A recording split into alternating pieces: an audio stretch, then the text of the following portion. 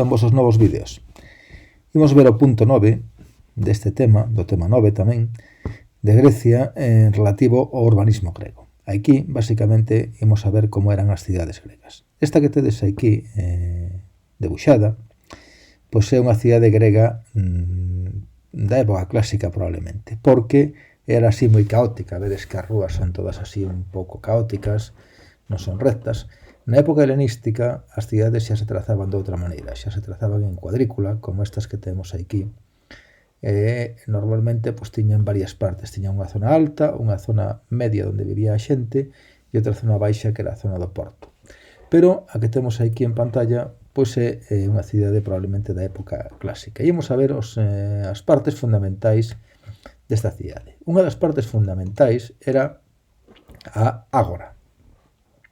A ágora da cidade pois era como unha especie de mercado, de praza pública, que tamén a temos aquí nesta foto, así un pouco para darnos unha idea de como era, donde a xente xuntábase, era mercado, era como a praza de mercado, a xente tamén iba a dar unha volta, a ver quen había por ali, a ver os veciños, a cotillear, a charlar, reuníase, quedaban ali a xente.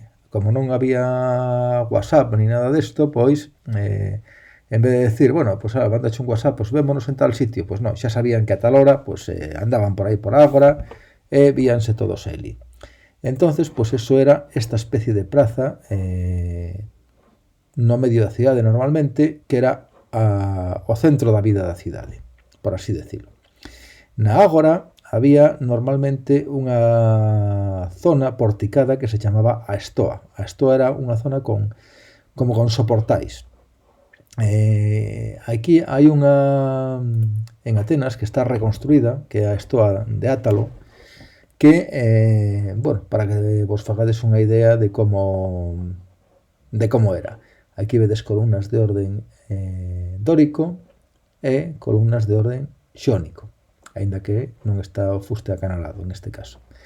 Vale, pois aquí eso era a estoa, que era algo así como soportais da Praza Maior, na Praza de España de Lugo, que é onde se mete a xente pois, cando chovía ou para protexerse do sol.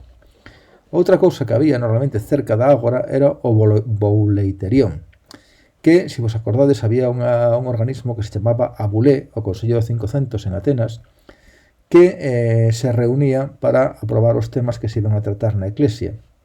Pois esa zona de reunión, que era como unha especie de Congreso dos Deputados, que sería agora o Parlamento de Galicia, pois era o bouleiterión. O bouleiterión, consérvanse algúns, pois era unha cousa así como un teatro pequechín, pois que sería isto como unha especie de Congreso dos Deputados, onde se reunían aí os representantes e falaban, debatían o que tiñan que debatir. Eso estaba, pois, normalmente, pois, tamén cerca da ágora. Vale, as murallas, as cidades estaban rodeadas por unha muralla, normalmente, sobre todo Atenas estaba moi ben protexida. Aquí temos unha cidade portuaria, con porto, con faro. O faro, a palabra faro, ven do faro de Alexandría, que era moi famoso. Chámase faro porque estaba na illa de Faros. Entonces, do nome da illa, como se construía aí esa torre para alumar e para guiar os barcos, pois chamou a Torre de Faros e dai ven o nome de Faro. Vale, outra cousa que tamén adoitaban ter todas as cidades así un pouco importantes era un teatro. O teatro onde se representaban obras e aquí, por exemplo, temos o teatro de Epidauro. Os teatros gregos, xa veremos a diferencia con respecto aos romanos, estaban todos apoiados sobre unha ladeira. Facíase a gradería sobre unha ladeira. Este é o famoso teatro de Epidauro, que é un dos máis coñecidos e mellor conservados de Grecia. Vale, e despois unha parte fundamental da cidade era a Acrópole, que era a parte alta, onde estaban os templos, e aquí, pois, des unha estatua, ou podía ser o Partenón, se fora Atenas, e na Acrópole, pois, por exemplo, temos aquí unha reconstrucción de como sería a Acrópole de Atenas. Servía para varias cousas. Era a zona onde estaban os templos. Nos templos xa vos comentei que se guardaban os tesouros da cidade, o sea que eran como unha especie de caixas fortes, de bancos, e a parte servía para que en caso de ataque se resguardasen aquí dentro, en esta parte alta, dentro destas murallas, os cidadáns da cidade en caso de que a cidade fose asediada ou atacada.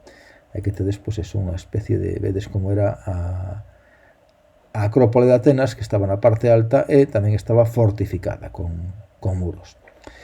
E que máis nos queda por ver na cidade? Pois, bueno, vemos despois xa cousas normais de artesáns, comerciantes, casas normais, pero digamos que o fundamental pois era isto. Tamén solía haber, bueno, estadios, xa vos puxen cando falamos dos Xogos Olímpicos, como era un estadio en Olimpia, e tamén a veces había bibliotecas, xardíns, zonas públicas, etc. E as casas dos cidadáns que, dependendo da riqueza de cada un, pois eran máis ou menos grandes. E isto pois era basicamente o que eran as cidades gregas da época clásica. Como dixemos, na época helenística cambiarían bastante e pasarían a ser o que se chama un plano hipodámico, que é un plano en cuadrícula.